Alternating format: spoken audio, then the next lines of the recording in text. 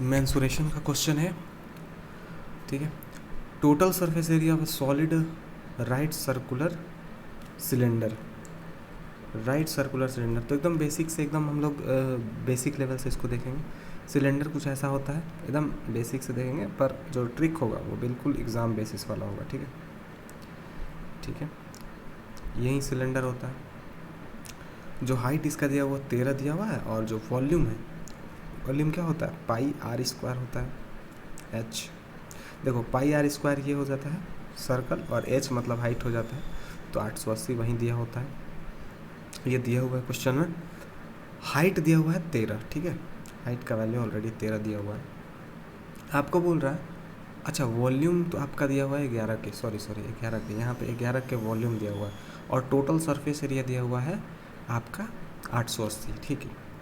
देखो total surface area तो होता है 2 पाई आर, आर प्लस एच होता है, ठीक है, इक्वल टू 880। अच्छा ये कैसे होता है, ये ऐसे होता है कि देखो ये जो सिलेंडर है, सिलेंडर में आप देखो तो ये 2 पाई आर, जो इसका सरकमफ्रेंस सर्कल का होगा 2 पाई आर होगा, और एच ये पूरा बाहर का, अगर कोई एक सिलेंड्रिकल चीज़ है उसको बाहर से अगर पेंट करोगे, ठीक है, पेंट करोगे तो क्या होगा वो, कि बाहर से अगर पेंट होगा तो उसका सरफेस एरिया गिन लिए 2 पाई आर एच, और प्लस जो ये बाहर का ढोलक में जो लगा होता है बाहर का चीज़, उसको भी तो गिनोगे तो 2 पाई आर स्क्वायर, एक सर्कल का पूरा एरिया क्या होता है, पाई आर स्क्वायर। तो ऐसा ऐसा 2 सर्कल, यानी कि 2 पाई आर स्क्वायर। तो यहाँ पे 2 पाई आर अगर कॉमन लोगे तो क्या बचेगा, H plus R. Similarly direct हम लोग इसको ऐसे लिखते हैं, ठीक है। तो वो चीज़ मैं एकदम एक एक स्टेप में समझाऊंगा, उसका टेंशन बिल्कुल आप लोग न लेना। तो यहाँ पे क्या हो जाएगा कि इसको कैसे सॉल्व करेंगे हम, क्योंकि इसको सॉल्व करने का बेस्ट तरीका क्या हो सकता है ना, कि जो डिजिट्स है ना, ये जो इक्वेशन बन रहा है आर और एच का, इसको एक साइड रखते हैं, ठीक है।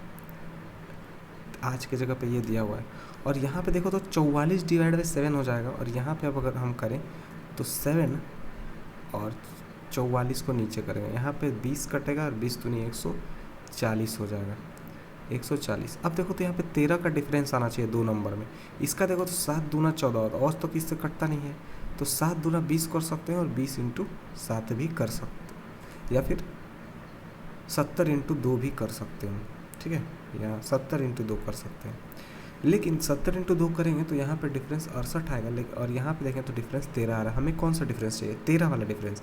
तभी अगर हम 13 का डिफरेंस रखेंगे तभी हमारा वैल्यू सेटिस्फाई करेगा। तो बताओ ये वाला क्या होगा, ये वाला पार्ट 20 हो जाएगा, और आर का वैल्यू क्या हो जाएगा, 7 हो जाएगा। या तो आर का वैल्यू 20 या तो 7, तो यहाँ पे आर का वैल्यू 7 होगा, तभी ना। आर अगर अंदर आप 7 करोगे तो ये 20 अंदर हो जाएगा, तो 20 इंटू 7 क्या हो जाता है, 140। तो वैल्यू आर का क्या हो जाएगा, 7। अगर आर का वैल्यू 7 आ गया तो क्वेश्चन हमसे क्या पूछ रहा था, वैल्यू ऑफ के। देखो यहाँ पे ऑप्शन से नहीं किया जा सकता, इसलिए क्योंकि यहाँ पे देखें तो 22 से 11 से कोई डिविजिबिलिटी रूल नहीं लगा सकते हो आप, क्योंकि यहाँ पे के का वैल्यू पूछते रहे, तो यहाँ पे ऑप्शन से भी कोई मदद नहीं मिलेगी शुरुआत में। इसीलिए में इतना करने का ज़रूरत नहीं पड़ता, अगर आप वैसा क्वेश्चन रहता तो। उस टाइप का ये क्वेश्चन ही नहीं है जहाँ पे हम ऑप्शन को देख के ही सॉल्व कर दें। तो यहाँ पे हमको पूरा क्वेश्चन सॉल्व करना पड़ेगा। आर का वैल्यू 7 आया था, ठीक है, तो यहाँ पे 22/7 आर का मान सकते हैं 7 इंटू 7, ठीक है, और h is equal to 13 is equal to 11 K, ठीक है। तो यहाँ से कट गया ये, यहाँ से कट गया ये, 7 दूनी 14 और 13 4 12 होता है, और यूनिट डिजिट 2 है, तो 182 आंसर हो जाएगा। इसको पूरा सॉल्व करने का भी ज़रूरत नहीं है, इन्हें कि पूरा सॉल्व करने लगना कोई फ़ायदा नहीं। तो उम्मीद है समझ गए, क्वेश्चन तो आसान सा था, बस थोड़ा सा मतलब कि लॉजिक चाहिए था इसमें, इस पार्ट में आपको लॉजिक चाहिए था, अभी नहीं कि इसको कोई सॉल्व करने लगे, ठीक है। यहाँ जो 140 आया था इसको कभी भी एग्ज़ाम में सॉल्व नहीं किया जा सकता है। इसको हमें पता है कि 14 का जो मल्टीप्लाई है यहाँ पे स्पेशली 2 इंटू 7 14 होता है, यहाँ पे 20 इंटू 70 हो सकता है, या फिर 70 इंटू 2 हो सकता है, लेकिन यही हमारा सेटिस्फाई करेगा। 13 का डिफरेंस चाहिए 2 नंबर्स के बीच में, ठीक है। तो उम्मीद है आप समझ गए होंगे। चलिए।